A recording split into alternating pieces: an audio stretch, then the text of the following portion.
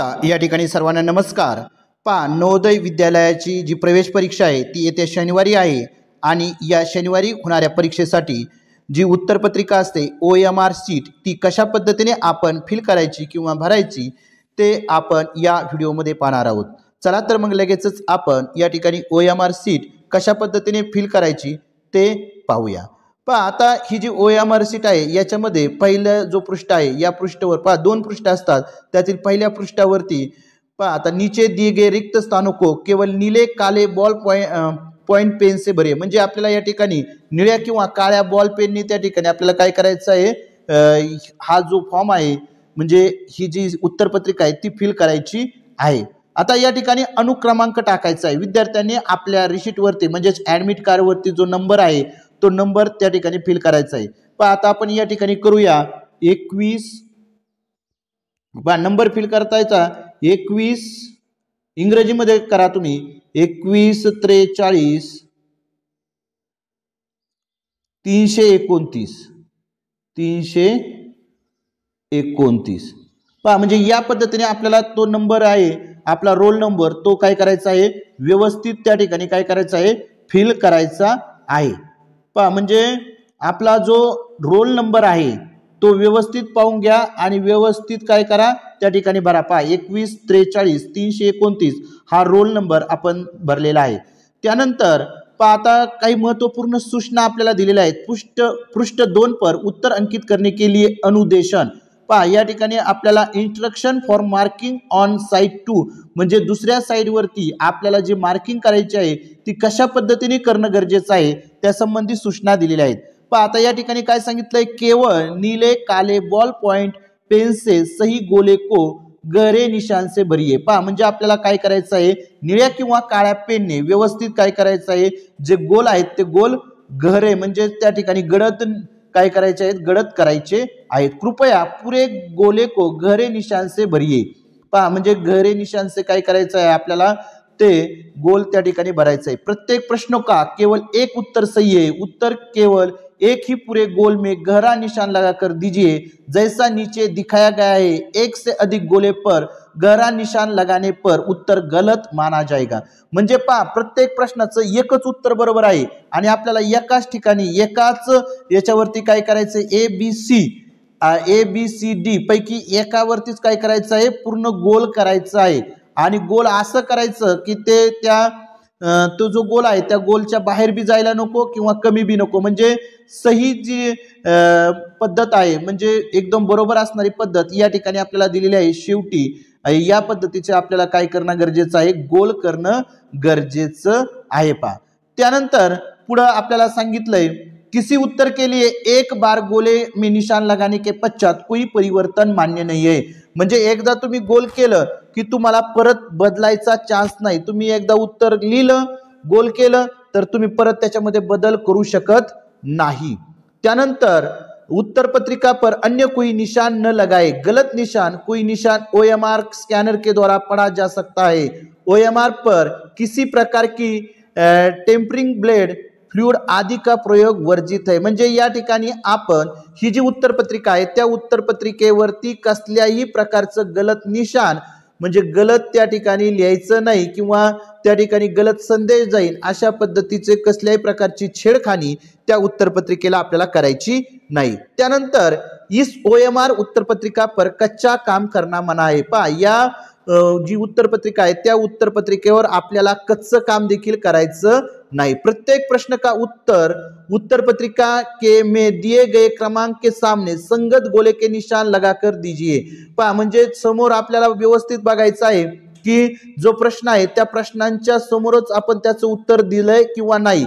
जर त्या ठिकाणी जम्बलिंग झाली तर तुमचं पूर्ण त्या ठिकाणी जी उत्तर सूची आहे ती काय होऊ शकते चुकीची होऊ शकते। त्याच्यामुळे आपल्याला व्यवस्थित लक्ष देऊनच त्या ठिकाणी समोरचा क्रमांक आणि त्याच्या समोरचे ABCD पैकी काय करायचं आहे आपल्याला गोल करायचं आहे। आता महत्वपूर्ण इंपॉर्टन्स मध्ये काय सांगितलंय, परीक्षार्थी इस बात का ध्यान रखे कि प्रश्न पुस्तिका में छपा हुआ कोड और OMR उत्तर पत्रिका के पृष्ठ 2 में छपा हुआ कोड एक समान हो। अगर ऐसा नहीं है तो तुरंत कक्ष निरीक्षक को सूचित करें और अपनी प्रश्न पुस्तिकाएं एवं OMR उत्तर पत्रिका बदलवा आहे। म्हणजे या ठिकाणी सगळ्यात महत्त्वपूर्ण सूचना आहे की या ठिकाणची जी उत्तरपत्रिका आणि प्रश्नपत्रिका याच्यावरती जो असणारा कोड आहे, पहा आता या ठिकाणी तुम्हाला मी दाखवतो, हा जो कोड आहे हा म्हणजे हा जो कोड आहे हा या ठिकाणचा कोड आणि आपली जी प्रश्नपत्रिका आहे त्याचा कोड हा मॅच होणं गरजेचं आहे। पहा म्हणजे 2022-108 हा जो कोड आहे 2022-108 हाच कोड म्हणजे ह्या आन्सर शीट क्रमांक आहे, हाच जो क्रमांक आहे तो आपल्या उत्तर म्हणजे प्रश्नपत्रिकेवरती असणार आहे। म्हणजे ही जी उत्तर सूची आहे उत्तर सूचीवरचा क्रमांक आणि प्रश्नपत्रिकेचा जो क्रमांक आहे तो जुळणं हे गरजेचं आहे। पहा म्हणजे अत्यंत महत्त्वपूर्ण सूचना आहे, जर त्या ठिकाणी हा नंबर आणि प्रश्नपत्रिकेचा नंबर जर जुळत नसेल तर तुम्ही लगेच पर्यवेक्षकाला त्या ठिकाणी सांगायचं आहे। म्हणजे ही खबरदारी विद्यार्थ्यांनी नक्कीच घ्यायची आहे।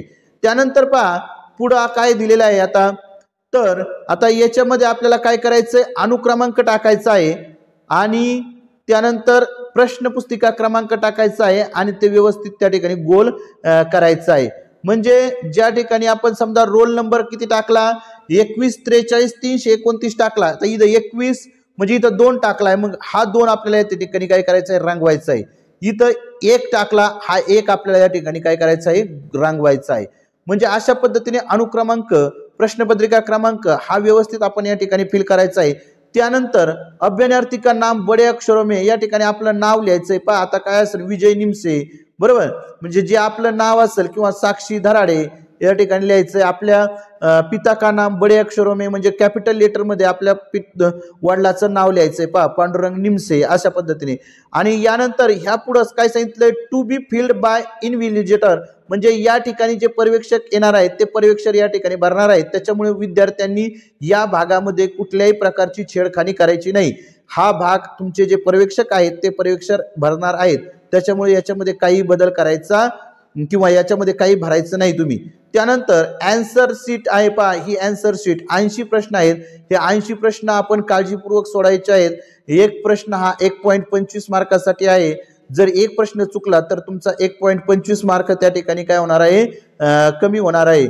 म्हणजे ABCD बरोबर त्या ठिकाणी तो गोल करा, व्यवस्थित गोल करा, गोल त्या बाहेर जाऊ देऊ नका, व्यवस्थित गोल करा। जो पेन आहे तो पेन नवीन पेन न वापरता तुम्ही जो वापर केलेला पेन आहे तो पेन या ठिकाणी यूज करा, कारण की त्या ठिकाणी जे गोल करायला तुम्हाला काय होणार आहे, सोपं होणार आहे।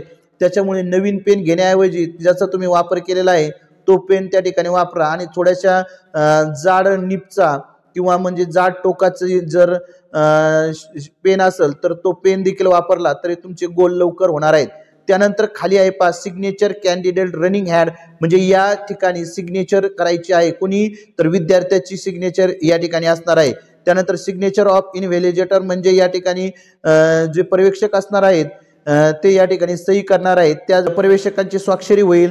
त्याचबरोबर स्टेट डिस्ट्रिक्ट ब्लॉक सेंटरचा जो स्टॅम्प आहे तो स्टॅम्प या ठिकाणी पर्यवेक्षक मारतील, त्याच्यामुळे तुम्हाला फक्त काय करायचं आहे, इथं सही करायची आहे आणि आपलं जी प्रश्नपत्रिका आणि उत्तरपत्रिका याचा जो कोड आहे तो कोड त्या ठिकाणी खात्री करून घ्या। ए कोड, बी कोड, सी डी या पद्धतीचा कोड आणि हा जी उत्तरपत्रिकेचा नंबर आहे आणि प्रश्नपत्रिकेचा नंबर तो मॅच होतो किंवा नाही ते देखील पाहणं गरजेचं आहे। मॅच असेल तरच आपण काय करायचं आहे, पुढचं काम करायचं आहे। मॅच होत नसेल तर आपल्या पर्यवेक्षकांना त्या ठिकाणी सांगायचं आहे। ही काळजी विद्यार्थ्यांनी घ्यायची आहे। पहा विद्यार्थ्यांनी कॅपिटल अक्षरामध्ये आपलं या ठिकाणी काय करायचं आहे, व्यवस्थित नाव फिल करायचं आहे। इथं वडिलाचं नाव फिल करायचं आहे, इथं अनुक्रमांक म्हणजे रोल नंबर फिल करायचा आहे, त्यानंतर प्रश्नपुस्तिकेचा क्रमांक या ठिकाणी फिल करायचा आहे आणि ते त्या ठिकाणी गोल आपल्याला व्यवस्थित करायचे आहेत। म्हणजे विद्यार्थ्यांनी महत्त्वाची गोष्ट म्हणजे roll number, test booklet number, त्याचबरोबर सही, त्याचं नाव आणि वडिलाचं नाव या आणि अनुक्रमांक पहिल्या पेजवर एवढंच महत्त्वाचं आहे। या बाबी विद्यार्थ्यांनी जर लक्षात घेतल्या तर त्यांची एकही चूक या ठिकाणी जी OMR आन्सर शीट आहे ती भरताना होणार नाही।